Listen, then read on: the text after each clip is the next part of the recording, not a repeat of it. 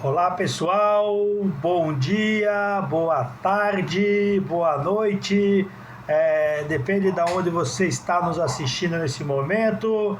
Nós vamos dar continuidade ao nosso tema de história. Nós estamos agora na Europa, tá? Ali mais precisamente na era do imperialismo e das unificações nacionais, ali em torno de 1850 a 1914, tá? Aí como a Europa se preparou para a Primeira Guerra Mundial, né? Nós vamos entrar nesse assunto, nesse tema. Já se prepara, já se inscreve no canal, já curte, comenta, deixa seu comentário, tire suas dúvidas. Vem conosco, vem aprender história conosco, tá bom? Não se esqueça de se inscrever no canal, se torne membro, tá? Dá trabalho para fazer, nós estamos na luta aqui, tentando passar um conteúdo maravilhoso para vocês, tá bom? Depois da Primavera dos Povos, de 1848, a Europa ela parecia estar à beira de uma nova era, né? Por alguns meses o continente inteiro pegou fogo, né? E revoluções explodiram na França, nos estados alemães, no Império Austríaco e na Itália. Povos exigiam constituições, direitos, liberdade, participação política. Parecia o fim definitivo das monarquias absolutistas, né?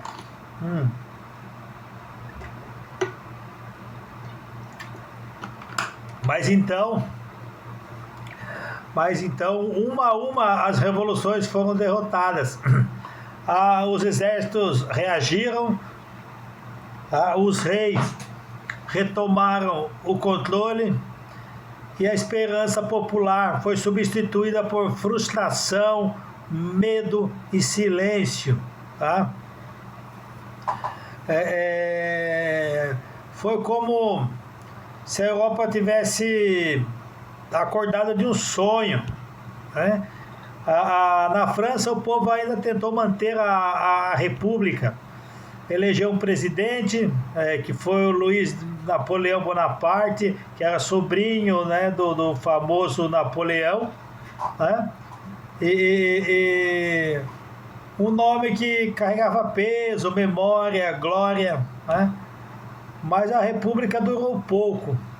Em 1851, mais ou menos, ele deu um golpe de Estado, dissolveu o parlamento e no ano seguinte coroou-se imperador como Napoleão III. Tá? A França voltava a ser um império. A revolução tinha fracassado mais uma vez, né? Enquanto isso, em outras partes da Europa, algo novo começava a surgir, né? Uma força mais poderosa do que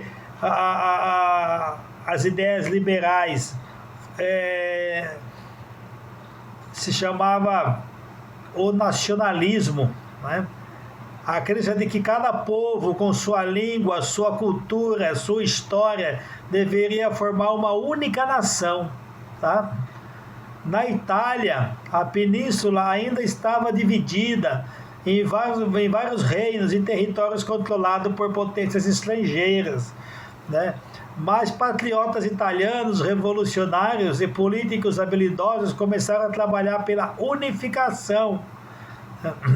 Guerras foram travadas, revoltas aconteceram e aos poucos os pedaços foram se juntando, né? Até que em 1861 nasceu o Reino da Itália.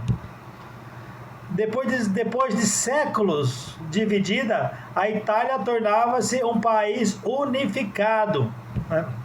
Mas o maior abalo no equilíbrio europeu viria da Alemanha.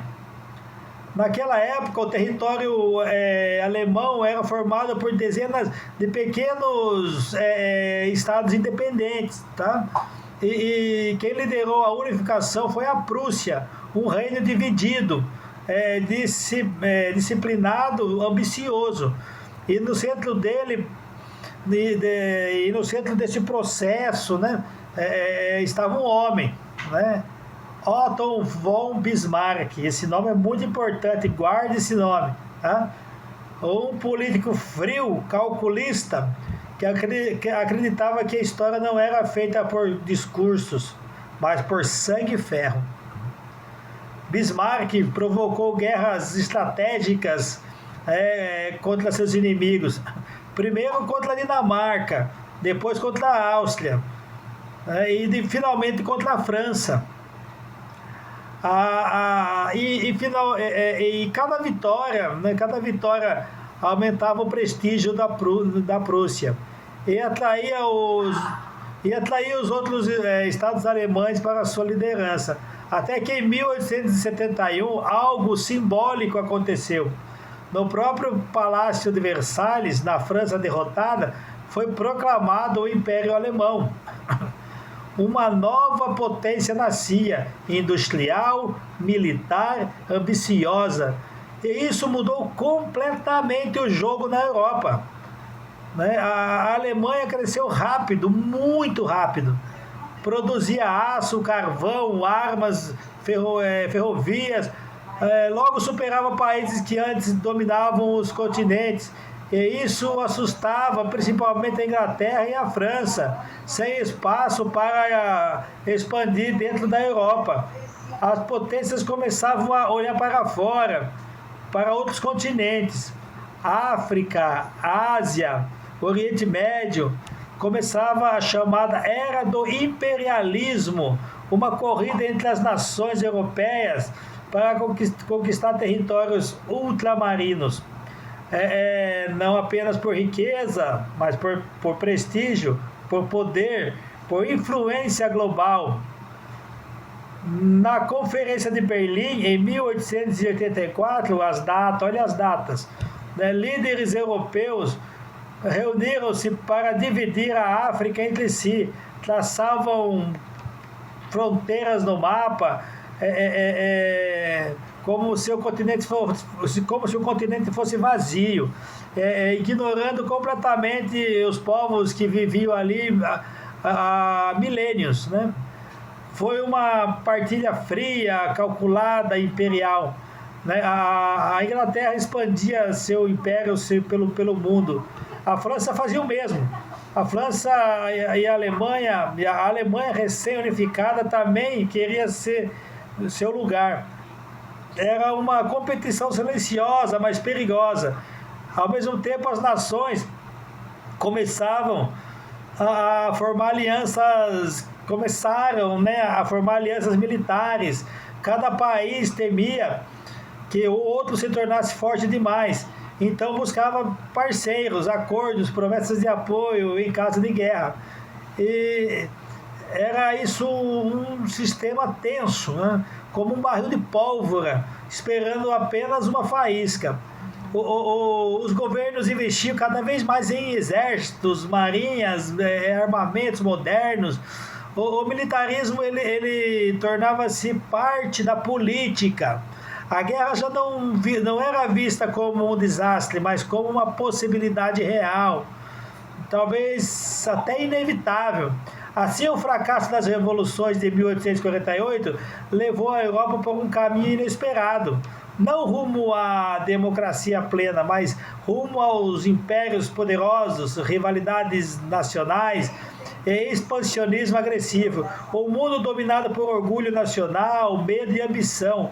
Poucos percebiam na época, mas todos esses acontecimentos estavam conectados como peças de dominó. A unificação da Alemanha, a corrida armamentista, as alianças militares, o aumento dos armamentos, tudo apontado para algo maior, algo que ninguém conseguia evitar quando começasse. Em 1914, a faísca finalmente surgiria e o mundo, né, mergulhava na Primeira Guerra Mundial. O conflito, né, que destruiria impérios, redesenharia fronteiras e encerraria de vez a velha Europa dos reis. Mas essa já é uma outra história, tá bom? Fica conosco para o nosso próximo vídeo, né? Vamos dar continuidade. Eu quero apresentar um livro antes de fechar para vocês, de Eric Robesbal.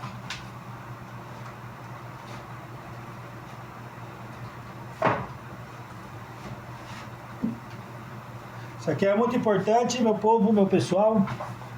Olha só, as eras, tá? A gente falou sobre isso.